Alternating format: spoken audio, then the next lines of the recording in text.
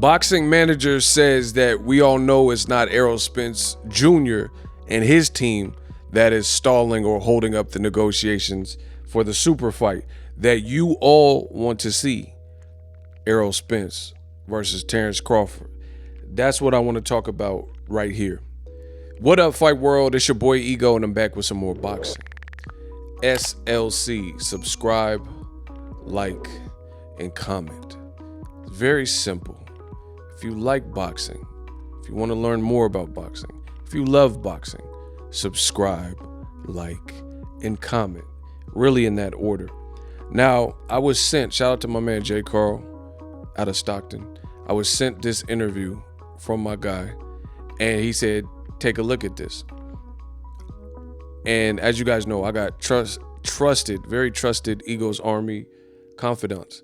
And if they tell me I need to look at something, that's what I do. Ego, look at something. So I watched the interview. Link will be in the description as always. YSM Media, shout out to them. And they're interviewing with a boxing manager named Marty Brown.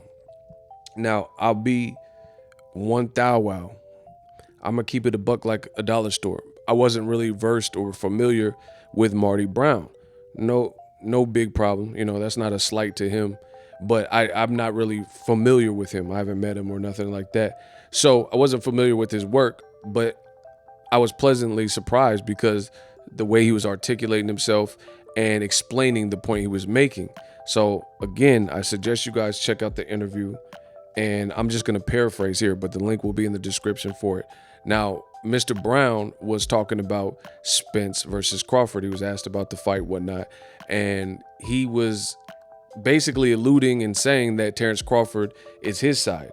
And the reason this is what I respect, because what he was saying, first of all, was a lot of stuff I said, which we'll get to that in a second. But we're in almost troubled times. There's a lot going on. Monkeypox.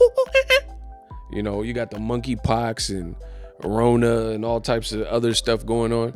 And we're in troubled times with this microwave society where it's like people, they want everything instantaneous. They want TikTok. They want Instagram Reels and, you know, YouTube Shorts. They want quick, brainless information where that's what you see. Sometimes people put stuff out and they don't bother to even explain themselves. And I'm from the old school. I've never done that since the inception of my channel to this day. I got great supporters, a great community here, Eagles Army, Digital Mile, y'all know what it is. And I really relate to the fact that Marty Brown was saying his point, but then he was backing it up with factual things that we can all relate to as to why he feels that Crawford is the holdup. And what he said, again, you guys check it for yourself.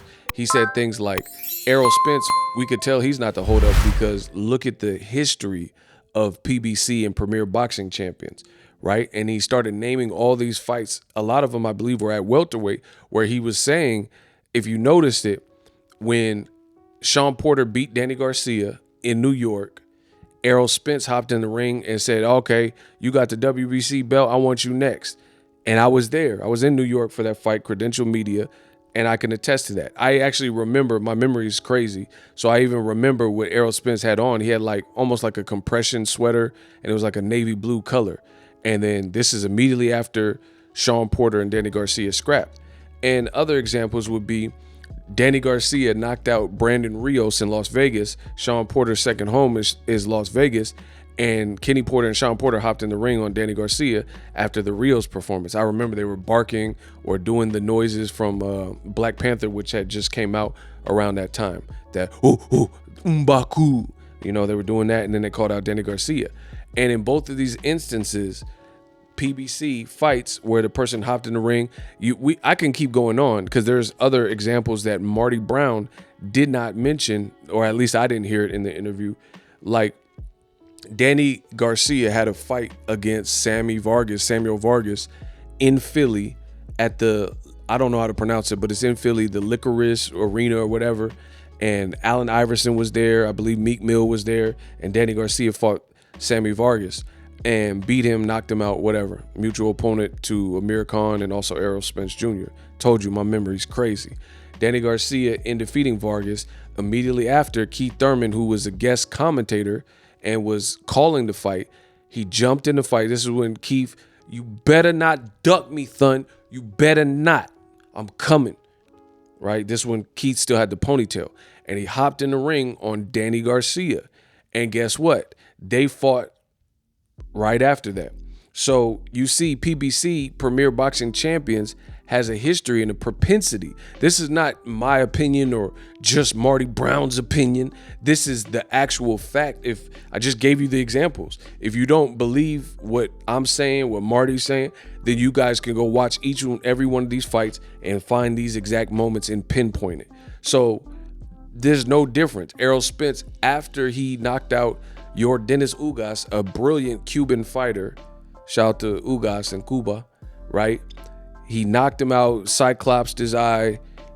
Doctor said he can't continue in this with this status of his eye like this, just like the Lennox Lewis fight with Vitaly Klitschko. You know, too much damage. They's like, nah, I can't keep going on.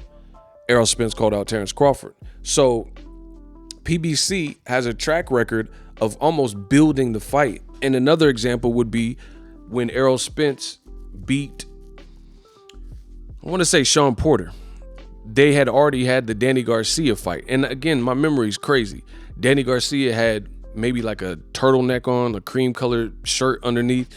And he had, this video is a freestyle, by the way. He had like a maroon burgundy type of blazer on. And he hopped in the ring, and he hopped in the ring on Errol Spence Jr., said, let's get it done. And the fight was slated to take place the last week of January, right before the Super Bowl. It just so happens that Errol Spence had his accident and situation in the car crash. So that never came into fruition, as Errol Spence was in no shape to actual fight. But then he still fought Danny Garcia, his first fight, as a tune-up. So despite the accident, he didn't come back and do no tune-up. He didn't come back and say, oh, Danny's too tough. He just followed the procedure, you know, come hell or high water, of what he was supposed to do before the accident. And I can go on and on and on. I remember I was at the Errol Spence fight when he beat Mikey Garcia. Pacquiao hopped in the ring. Now, it did take a car accident and years later, but that fight was clearly announced and they did press work for it. And that was Errol Spence versus Pacquiao.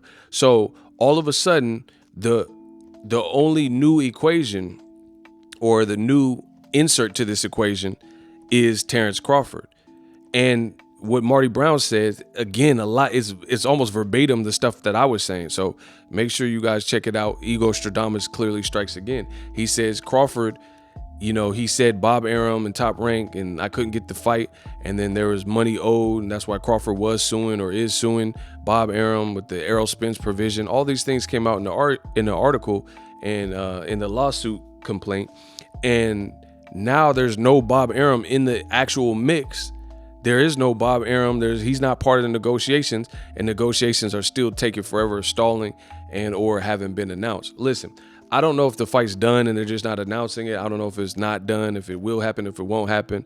But I firmly believe that a lot of the holdup is, you know, probably Crawford, or like whatever hurdles they have were mostly from Crawford. Because the other thing is, you got to understand, Errol Spence is clearly the A side in the equation, and he's never had a problem with his finances in terms of his purse and how much he's getting. And he's integrated into the PBC system.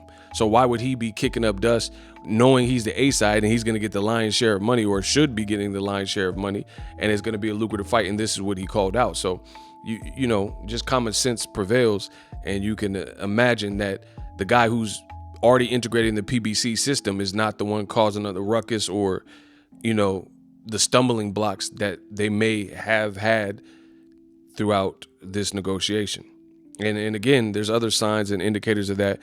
Terrence Crawford's team, Bernie, did a live, and he said, why can't it be a fair split?